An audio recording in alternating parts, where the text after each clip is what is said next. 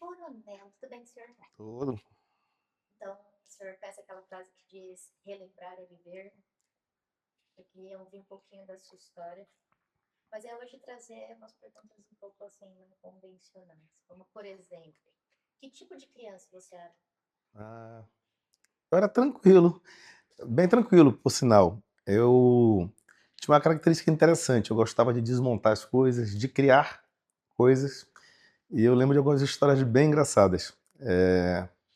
Eu sempre tive um sonho de criar foguete, e comecei esse projeto em indo buscar inspiração no trabalho do Santos Dumont. Então pesquisei muito sobre Santos Dumont, e me chamou muita atenção os balões que ele criava. E lá em casa virou uma febre. A mamãe não podia comprar mais guarda-chuva, porque eu desmontava o guarda-chuva e fazia armação para tentar fazer o balão voar. Então, muito tempo eu tentei fazer balão, não deu muito certo. Fugi para outro processo para criar foguete. E aí fui trabalhar com pólvora, desmontava ventiladores, desmontava pisca-pisca. Então a minha vida era muito de desmontar e explodir as coisas lá em casa. De vez em quando acontecia alguns acidentes domésticos. Entendi. Hoje, você se colocando no lugar da sua mãe, se ela tivesse que explicar quem que era o menino Vinícius, como que ela descreveria? Alguém que se potencialmente com capacidade de tocar fogo na casa. Com certeza. E se ela falasse hoje do Vinícius adulto? Eu acho que hoje ela tem orgulho do filho que ela criou. Tenho certeza disso. Alguma memória que você tem assim da época que você fala assim, cara, se eu não tivesse passado por essa situação com a minha mãe, eu não seria essa pessoa hoje. Eu penso que a determinação dela em cobrar estudo foi uma questão bem importante. Ela era muito exigente nesse sentido. E ela falava uma coisa que me marcou muito naquela época, que ela, apesar de ela exigir e cobrar, mas ela não me fiscalizava. Ela dizia o seguinte: olha, eu te oriento, mas eu não vou estar te cobrando no dia a dia porque eu não vou viver a sua vida, você tem que ter a responsabilidade com a sua vida. Então, desde muito cedo eu entendi que a coisa era muito mais comigo do que com ela. Então, acho que essa foi a grande sacada que ela teve, de não estar todo dia cobrando, mas dizia muito claramente: se você não for bem na escola, o problema não é meu, o problema é seu. E aí hoje, vou pensar. Então, hoje isso refletiu como na sua carreira? Como foi essa progressão? Desculpa, gente, se fizer barulho não rola não. Como que foi essa progressão, então, da puxada de orelha da mãe, falou assim, olha, se você não correr atrás, eu vou correr por você. Como que foi essa progressão na sua vida, de pequena até hoje? Eu acho que o que foi bacana foi o seguinte, foi entender que realmente quando você estuda e se dedica, você começa dentro da própria sala de aula a ser diferente, a ser olhado diferente. E esse olhar que eu comecei a perceber que tinham sobre mim, dessa diferença por estudar, por se destacar, por levar a coisa a sério, e aí essa admiração ela começa primeiro com os professores, depois vira a admiração dos teus próprios amigos, e naturalmente o que aconteceu? Por instinto de sobrevivência, eu acabei indo estudar em escolas que eram com bolsa. Então, tinham pessoas que tinham dinheiro, que era quem pagava a escola, e tinha o pessoal que não tinha dinheiro, que era o pessoal das bolsas. Eu me uni com o pessoal das bolsas, que era quem verdadeiramente estudava, e nós tomamos uma decisão, que era formar grupos de estudo. Então, nós entendemos que para ter uma realidade diferente, a gente tinha que sobreviver àquele ambiente. E aí as pessoas todas que eu lembro que nós nos unimos naquele momento, hoje são doutores, pós-doutores, porque cada um escolheu o que gostava. Eu lembro que eu ministrava aula dentro do grupo, eu era professor de matemática. Eu ministrava matemática e física, tinha um outro amigo que ministrava biologia, amiga, na verdade, biologia, o outro era professor de português, enfim, cada um tinha uma matéria distinta, e esse grupo foi um grupo que se uniu muito, né? E todos deram certo, todos seguiram um caminho correto na vida. Eu gostaria que você me contasse também um pouquinho quais que foram os perrengues que você passou quando mais novo. E falou assim, cara, eu preciso dar um jeito na minha vida, porque se eu não mudar a minha trajetória, eu vou continuar aqui, as coisas não vão para frente, nada vai mudar se eu não mudar. Se eu não mudar, Quais foram os perrengues que te fizeram te movimentar? eu lembro de um muito forte, né? Quando eu fui fazer a universidade, eu passei muito cedo para a universidade, eu tinha 17 anos, passei para engenharia civil na UFAM, e eu morava no Ileia. Então, para eu chegar na universidade, eu tinha que pegar Eu pegava um ônibus do Ileia para o terminal da Constantino Neri, dali pegava a Integração para o terminal da Cachoeirinha, só aí já são 2 ônibus. Pegava o terceiro ônibus para a universidade. E quando eu tinha laboratório, eram 3 vezes por semana, eu ia pela manhã para a universidade, almoçava no restaurante universitário, passava a tarde na universidade e à noite ia ministrar aula. Pegava mais um ônibus para Japinlândia, próximo da universidade, mas pegava ônibus, 4º ônibus. Quando eu saía dali, eu tinha que pegar o 5º ônibus para ir para o terminal da Constantino Neri e o 6º ônibus para voltar para casa. Moral da história, eu saía geralmente de casa às 5h30, 6 horas da manhã e chegava em casa 1 hora da manhã. Então isso foi uma coisa que me marcou, porque eu vi que eu não iria dar conta. E foi um dos motivos pelos quais eu optei, naquele momento, por tentar pela segunda vez o concurso da Polícia Militar. Porque não tinha como, era humanamente impossível. Apesar de eu ser muito jovem, tinha 17 anos, mas não dava.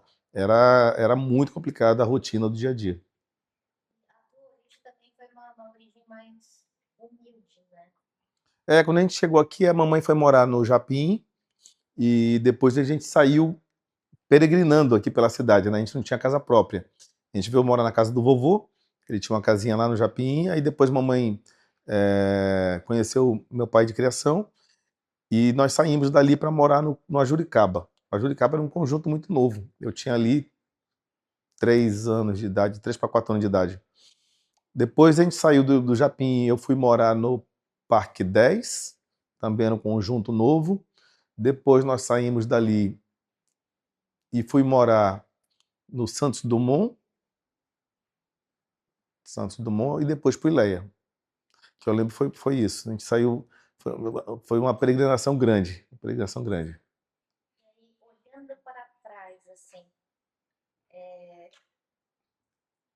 deixa eu reformular a pergunta. É verdade.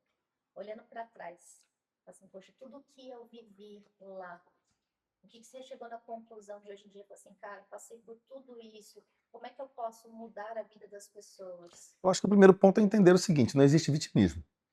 Você é responsável por você. Então não adianta dizer, porque eu não tive, a minha família não tinha estrutura, a minha família no sentido financeiro de falar. Minha família não tinha estrutura financeira, minha família era pobre. Não, isso daí não é desculpa para não vencer na vida. E o vencer na vida não é ocupar cargo. Vencer na vida é ser uma boa pessoa, é ser um bom cidadão. Então, e quantas vezes você vê pessoas que são humildes e têm mais dignidade moral do que pessoas que têm muito dinheiro? Tá? Então, isso é uma coisa que eu aprendi com a vida, né? Que muitas das vezes a gente fica. É a grande questão da sociedade, né? O que é o sucesso? O que é sucesso? Então, e isso cada um vai interpretar da sua forma. A minha forma, pela experiência que eu tenho hoje de compreender o que é sucesso, é ter uma família, é criar seus filhos, é ter dignidade. Claro que o dinheiro ele é importante para te dar o mínimo de dignidade e você conseguir criar, educar, alimentar os seus filhos, tendo a dignidade de poder transitar, de poder de repente tirar umas férias por ano, de ter o mínimo para viver confortavelmente. E aí todo cidadão tem que buscar isso. E aí você vai buscar estudando, você vai buscar evoluindo enquanto ser humano para ter melhores empregos e poder buscar o financeiro para poder propiciar isso para a família. Ou seja, no resumo da ópera, sucesso é ter família. E aí, você hoje como profissional, como líder, depois a gente vai conversar Uhum. sobre os seus projetos e a gente vai retomar esse Tá. projeto. Tá? Mas agora eu gostaria de saber quem são as pessoas que foram, assim, top 3 pessoas exemplos que formaram o Coronel Vinícius. Bem, minha mãe, primeiro, minha mãe pela coragem, pela determinação, pelo heroísmo, em primeiro lugar. Depois, meu pai de criação foi uma pessoa que me inspirou totalmente. Ele que me mostrou que sem disciplina você não chega a lugar nenhum, que sem determinação você não chega a lugar nenhum. E ele me mostrou algo que é fundamental: sem estudo você não é nada.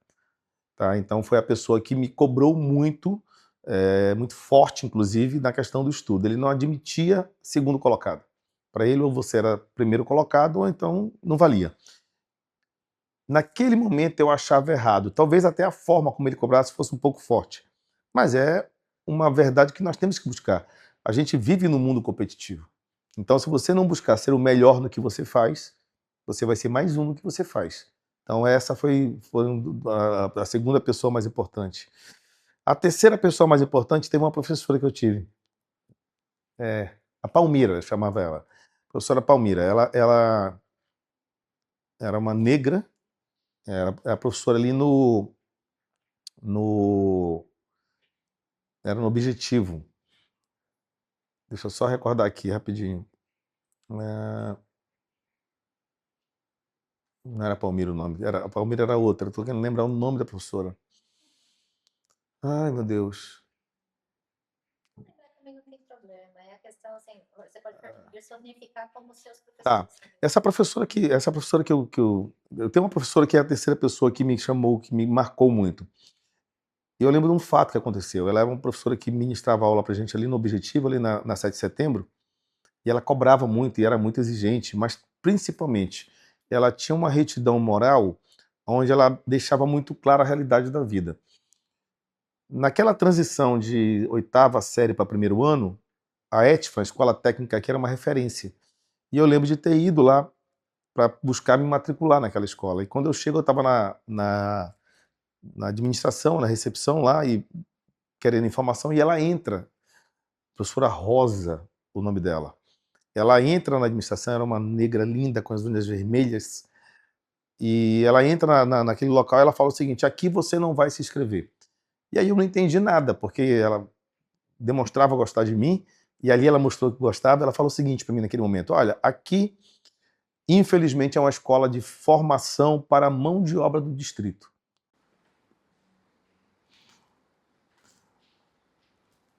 Tá?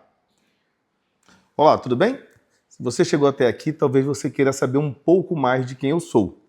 Então, deixa eu me apresentar desde quando eu nasci, que aí você vai conseguir compreender quem eu sou hoje. Porque a gente, na verdade, é uma construção de um processo de vida. Eu nasci em Atalaia do Norte, é um município localizado ali perto de Benjamin Constant, Tabatinga, ou seja, ali na tríplice fronteira. E por que Atalaia do Norte? Meu avô era regatão. Regatão são aquelas pessoas que trabalham em barco e vendem mercadorias na beira do rio. Hoje isso não existe mais, mas naquela época isso era uma grande realidade no interior aqui do nosso estado. E eles moravam num município chamado Remate de Males, que hoje nem existe mais. E não existe porque nós temos um fenômeno aqui na região chamado terras caídas, onde o rio vai batendo na beira do barranco e vai derrubando esse barranco. O meu avô, como era regatão e tinha um barco, a casa dele era a primeira casa de Remate de Males, município, inclusive, que nasceram várias das minhas tias. E a casa dele foi a primeira a ser levada. Ele sai de Remate de Males e vai fundar Atalaia do Norte. E lá eu sou concebido. Minha mãe, com 2 anos de idade, entendeu que não dava para continuar no município. Hoje, até hoje ainda, Atalaia do Norte é um dos menores IDHs, ou seja, o desenvolvimento humano da cidade é muito baixo, tinha dificuldade naquela época e continua tendo hoje, de acesso à educação, de acesso à saúde, e ela optou, por necessidade, de vir para Manaus, porque ela compreendeu que seria mais fácil para eu poder estudar e ter um futuro diferente do que ela poderia me oferecer naquele município. O detalhe é que ela vem para Manaus sem saber o que fazer, porque ela não tinha emprego e vem para aventurar uma nova vida. A gente vem morar, conforme eu falei, na casa do meu avô, que era ali no Japim, e aqui ela conhece uma pessoa que virou o meu padrasto e quem me criou, a quem eu tenho como pai, que é o Sá. E meu pai era terceiro sargento da Polícia Militar, um homem que já tinha um histórico muito forte, vindo também de uma família muito humilde, lá do interior de Santarém, no Pará, e aprendeu cedo que a única forma de sobreviver, de mudar a realidade dele, era pelo estudo. Os pais dele, como eu falei, eram muito duros também, e ele introspectou isso e me passou. E eu não vejo isso como ruim, eu vejo como bom. Tudo que ele fez, ele foi 01. Então, um detalhe importante, na época que ele entrou na polícia, se você fizesse o concurso, quando você fazia o concurso, você ia fazer o Centro de Formação e Aperfeiçoamento de Praça. E quem terminava como primeiro lugar como soldado, continuava em formação no curso de cabo. Ele foi o primeiro colocado na turma dele e continuou no curso de cabo. E quem terminasse o primeiro colocado no curso de cabo, já entrava no curso de sargento. E ele, mais uma vez, foi o primeiro colocado no curso de cabo. Ou seja, ele passou praticamente 2 anos e meio no Cefap, entrou para fazer o curso de soldado e saiu de lá como terceiro sargento. Continuou a carreira dele e lá na frente foi ter, pela primeira vez no estado, né, o curso de habilitação de oficiais da administração, chamado SHOA. Como ele era o primeiro colocado, foi convocado para a primeira turma. E na primeira turma de SHOA, ele foi de novo o primeiro colocado, vindo a ser, desta forma, o primeiro segundo tenente à época, né, da turma do primeiro SHOA. Essa história remete a uma coisa muito simples. O meu pai foi o primeiro praça a entrar na Polícia Militar e ter chegado à função de oficial. Ele remete a essa história. E isso me marcou, porque me demonstrou que não tinha outro caminho para mim, eu tinha que estudar. Ao longo dessa caminhada, tanto ele quanto minha mãe me orientavam desta forma. Não existia uma cobrança do dia a dia, mas a percepção era muito forte de que eu tinha que fazer melhor. E foi assim que eu busquei pautar a minha vida. Então, eu estudei em escolas públicas aqui no estado, na verdade, escolas privadas com bolsa de estudo. Isso era uma realidade na década de 80. E estudei em escolas como Eduardo Ribeiro, ali no Alvorada. Depois fui para o Objetivo, na 7 de setembro, que na época ainda era Einstein. E estudo muito tempo ali durante o Objetivo. Ali começa a minha vida acadêmica, digamos assim. Mas, voltando, esse meu pai, terceiro sargento, Uhum. terceiro sargento, começou como terceiro sargento. Uhum. Terceiro sargento Sá, foi a minha grande inspiração para entrar para a polícia. O praça foi a inspiração para o oficial Tá. entrar na polícia. Aí eu posso falar isso depois, que é melhor, na caminhada. Tá?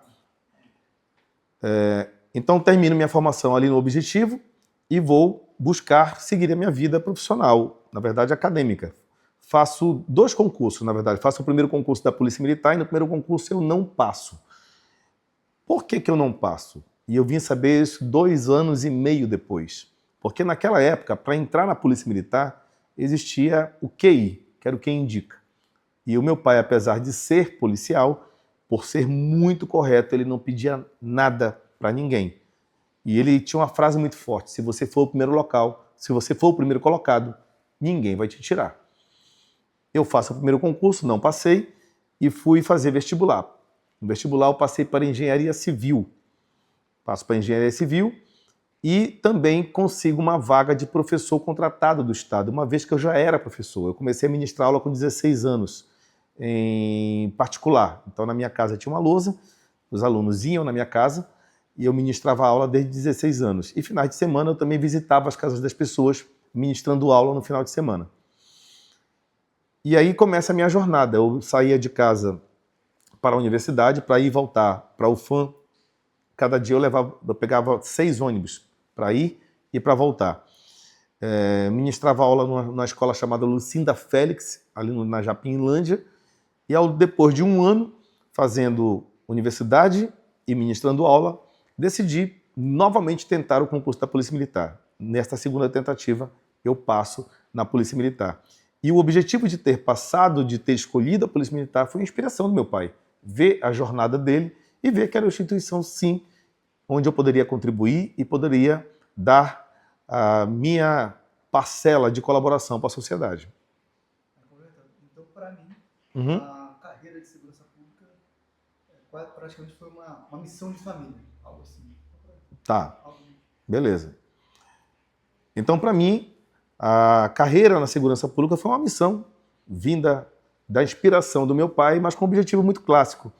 Eu lembro muito fortemente do meu pai reclamando ou constatando o quanto era duro a missão dele de tentar melhorar a instituição e muitas das vezes não ser percebido pelos oficiais superiores que o massacravam internamente. E isso foi algo que me chamou muita atenção. Eu lembro de um dia que estava eu na casa de um amigo dele chamado Valmar. Se ele ver esse vídeo aqui, ele vai lembrar. E eu disse uma frase que até hoje eu lembro o exato momento. Eu vou entrar na instituição para ser a pedrinha no sapato de quem não quer que essa instituição melhore. Isso eu lembro como se fosse hoje. Eu tinha ali 13 anos de idade. E virou realmente uma determinação cumprir essa missão. Mas foi verdade. Foi. Começa do concurso. Eu já falei do concurso, né? Passa o concurso. Tá, beleza. O concurso parar agora. Parar. Em passando no concurso da Polícia Militar, precisava escolher para onde ir. E naquele momento eu fiquei colocado muito lá embaixo. Depois eu explico por que isso aconteceu. Como eu disse, existiu o QI. Mas deixa eu voltar para explicar logo essa parte. Mas eu acho que não tem importância isso, né? Isso não tem importância. Vou falar que foi para o Pará. Melhor. Passei em segundo lugar, embora houve uma tentativa de É bom me baixarem na lista. Tá bom. Isso quem indica é por ser filho de praça. Aham. Essa parada. Beleza. Por isso não queria ver o filho de praça. Então, ao passar no concurso da polícia, 2 anos depois, eu descobri que naquele concurso eu havia sido o segundo colocado, mas em virtude de ter indicações e de ser filho de praça, me colocaram como penúltimo. O que foi bom no final da história, porque eu fui para um estado maravilhoso, que é aqui o estado do Pará, onde fui muito bem recebido e onde teve muita justiça. As turmas lá eram muito sérias, a academia, e não existia favorecimento, porque muitas das vezes em alguns estados se favorece quem é da cidade ou quem é do estado. No Pará não, a coisa foi muito, a academia era muito séria e eles levavam a ferro e fogo a meritocracia. E ao final do concurso, da formação, eu pude ser o primeiro colocado entre os alunos oficiais que foram do Amazonas e fui segundo colocado geral lá no estado do Pará, que me deixou muito orgulhoso. Eu volto para o Amazonas para cumprir a minha jornada, desde aspirante, segundo tenente, e passei por vários batalhões, primeiro batalhão, batalhão de choque, participei da recriação da ROCAM, participei em vários momentos trabalhando em unidades operacionais como SICOMs, fui comandante da 10ª SICOM, da 12ª SICOM, da 6ª SICOM, comandei a companhia que na época era a 30ª SICOM, que era de trânsito, e transformei a 30ª SICOM em batalhão de trânsito. Então, alongando, fizemos aí toda uma trajetória institucional. Até que... Vou fazer um corte aqui. Agora você vai entrar na CA.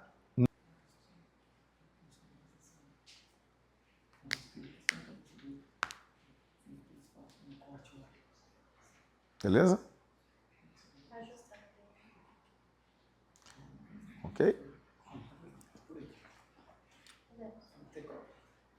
Tive a oportunidade também de trabalhar à disposição, trabalhei à disposição da Cefaz, que foi uma experiência espetacular para entender como funcionava a máquina pública do Estado. Trabalhei também na Assembleia Legislativa, onde também pude entender como funcionava a política do Estado. Foram experiências que contribuíram bastante. Em 2017, eu fui comandar o Batalhão Norte, o CPA Norte, antigo 6º Batalhão, na verdade até hoje o 6º Batalhão, onde foi fundamental para a minha formação militar. Ali pela primeira vez eu comando um batalhão, ali tinham 6 unidades operacionais subordinadas, e lá nasce o primeiro grande projeto que para mim que eu tenho mais carinho, que é o PESAC, Projeto Escola Segura, Aluno Cidadão. Na verdade ele nasce como projeto, ele nasce como PESC. Deixa eu só lembrar, Projeto Escola Segura... Deixa eu só lembrar como é que... Não, é importante, porque tem registro histórico disso, tem documento. Projeto Escola Segura e Cidadã. Tá. Então, lá no Batalhão Norte, surge o PESC, naquele momento PESC, Projeto Escola Segura e Cidadã, que depois se transformou em PESAC, Projeto Escola Segura e Aluno Cidadão. Esse projeto está registrado em cartório, todo documentado, onde nós escrevemos de maneira muito profissional um projeto que era para ganhar o mundo. Esse projeto, inclusive, foi levado a Brasília. Vocês podem conhecer esse projeto hoje em dia com o nome de Projeto de Escola Cívico-Militar. Nós temos todos os registros que comprovam isso. E digo isso com muito orgulho porque esse é um projeto que ele transforma a vida das crianças, dos adolescentes, e ele é fruto de uma coisa interessante. Eu fui escoteiro quando era garoto, e lá eu aprendi que sozinhos, os jovens, eles podem sim se organizar e podem compreender que disciplina, organização mudam a realidade. Trouxemos essa experiência junto com o que já funcionava, que é a escola da Polícia Militar, a escola do Exército. Pegamos esse manual e unimos essas duas experiências. Então, hoje nós temos 25 escolas no estado, onde os próprios garotos fazem a gestão da parte disciplinar de dentro da escola, controlando os horários, controlando quem veio estudar, controlando de maneira salutar e lúdica a escola, para que o professor faça o que ele mais gosta, que é ministrar aula. Lembrando que lá atrás eu também fui professor e passei pela dificuldade de entrar numa sala de aula e sequer ser ouvido, porque os alunos não tinham o mínimo de disciplina. Então o PESAC ele consegue mudar essa realidade e em mudando essa realidade faz com que jovens possam estudar com mais qualidade, desenvolver a sua parte acadêmica e serem cidadãos melhores no futuro. Cidadãos. Não, Cidadãos. Só vamos fazer esse finalzinho também. E serem cidadãos melhores no futuro.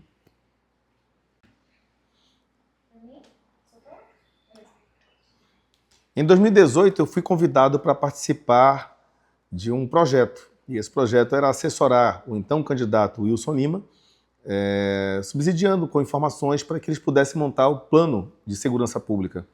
Ali eu apresentei o PESAC, que a gente já desenvolvia essa atividade, e outros projetos que poderiam se tornar realidade no futuro. Entre eles, o próprio Paredão, uma ferramenta que eu já divulgava aqui no estado há pelo menos 10 anos.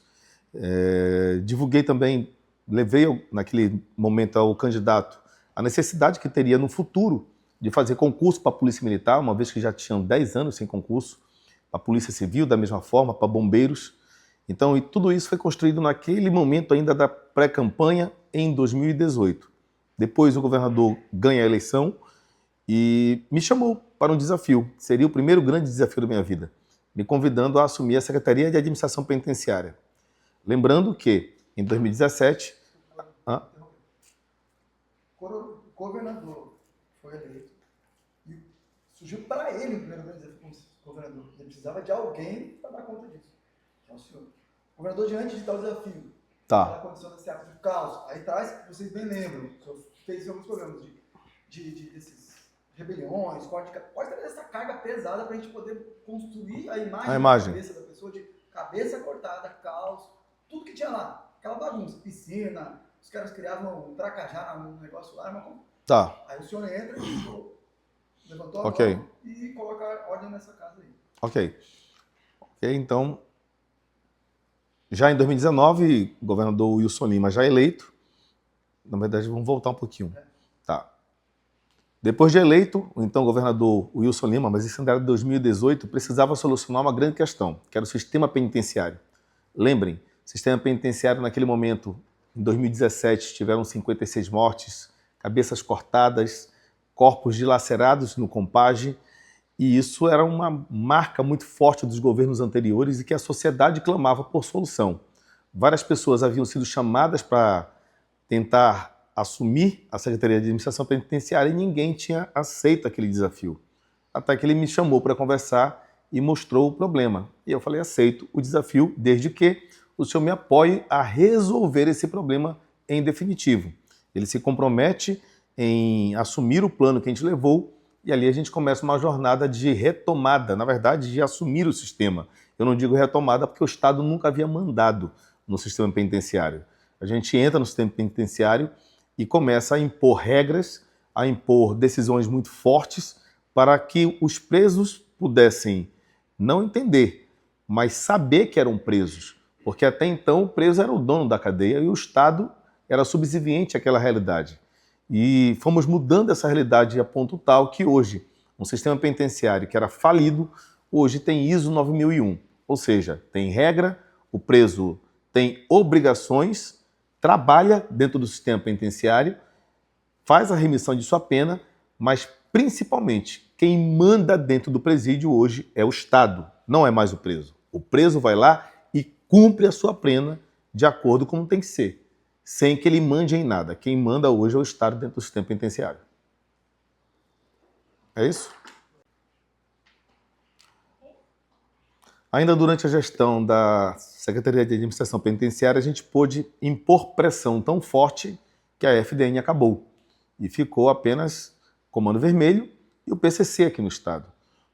Entretanto, na rua, a coisa estava muito complicada. Nós estávamos com a taxa de homicídios chegando a quase 38 por 100 mil, muitas mortes, decapitações.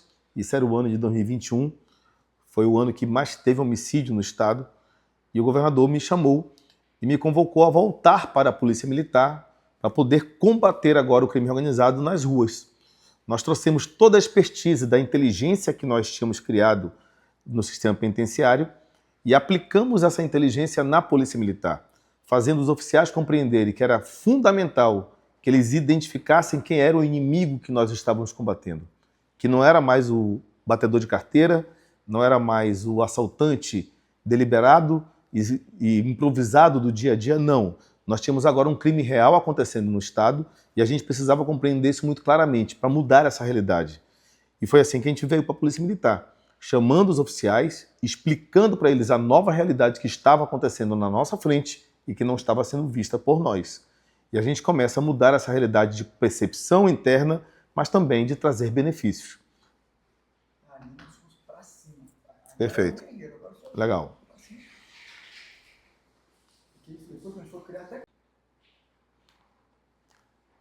O governador então me convoca para ir à Polícia. O governador então me convoca para voltar para a Polícia Militar e comandar a minha instituição, uma vez que a gente estava com um grande problema. As organizações criminosas, apesar de terem sido combatidas no sistema penitenciário, estavam nas ruas e a gente precisava de uma estratégia para enfrentá-los, uma vez que a taxa de homicídio estava muito alta, roubo estava muito alto, ou seja, precisava de uma intervenção forte, precisava ir para cima do crime, precisava enfrentar de verdade as organizações criminosas. E esse foi o motivo de a gente voltar para a Polícia Militar. A gente volta e volta como uma estratégia. Primeiro, de fazer a tropa entender o que a gente estava enfrentando. Não era mais a realidade da década de 70, 80 ou mesmo 90. Era uma realidade distinta, onde o crime tinha se organizado e estava levando um prejuízo muito grande para a nossa população. Seja por sensação de segurança, mas principalmente pela realidade, uma vez que naquele momento os índices criminais estavam insustentáveis. Só para vocês, o senhor sabe qual era a colocação da Amazonas nessa época, no ranking nacional? Terceiro pior. Traz isso, porque depois Tá. lá na frente, quando o senhor sai da CEAP, a gente traz de volta que estamos entre os 10 consistentemente nos últimos anos. Perfeito. Que é o período que o senhor teve. Perfeito. Lembrando que nesse momento que a gente volta para a Polícia Militar, o estado do Amazonas figurava entre os 3 piores estados em segurança pública do país. E era essa realidade que nós tínhamos que enfrentar, mudar esse cenário e colocar o estado numa condição melhor. E ali começa o desafio. Ao vir para a Polícia Militar, a gente primeiro toma essa decisão de enfrentar o crime, mas tinham problemas que precisavam ser resolvidos. Um deles, concurso público. Essa linha? Beleza. Aí faz o recorte, né? A gente podia tomar o... Beleza. Não é nem de aumentar o efetivo. Aham. Chegando na Polícia Militar, eu encontro a Polícia Militar com 7.800 homens. Era um dos menores efetivos da história da Polícia Militar. A gente começa o concurso público e sabíamos que isso iria demorar um pouco a se efetivar. Como demorou, porque você tem que fazer o concurso, depois chamar um efetivo para capacitá-los e somente depois de um ano você vai ter esse policial militar capacitado e prestando serviço nas ruas. Mas fizemos o concurso público. E para sanar a quantidade de efetivo nas ruas, E para sanar a quantidade de pessoas na rua, nós criamos o serviço extra gratificado. Antes de existir a SEG, existia uma coisa no Estado chamada gratificação por trabalho extra, GTE. E como funcionava a GTE? Os comandantes chamavam quem queria trabalhar naquele mês, mas na prática as pessoas não trabalhavam. Ficavam em gabinetes, ficavam prestando outros tipos de serviço, mas não iam para a rua. Ou seja, eram beneficiados, recebiam por esse benefício e a sociedade padecia do serviço prestado. Quando a gente muda para a SEG, a gente passa agora a pagar por hora trabalhada, com controle aonde o próprio policial se voluntaria a trabalhar na rua. Na prática, a gente conseguiu fazer justiça dentro da instituição, não tendo mais o que internamente os policiais que estão me vendo vão entender, o que se chamava de paquetagem. A paquetagem era justamente o policial que recebia, mas não trabalhava, enquanto aqueles que não eram os paquitos trabalhavam para poder receber. Hoje essa realidade é outra. Hoje a realidade é o policial se inscreve, tira o serviço, presta o serviço para a sociedade e recebe pelo serviço executado.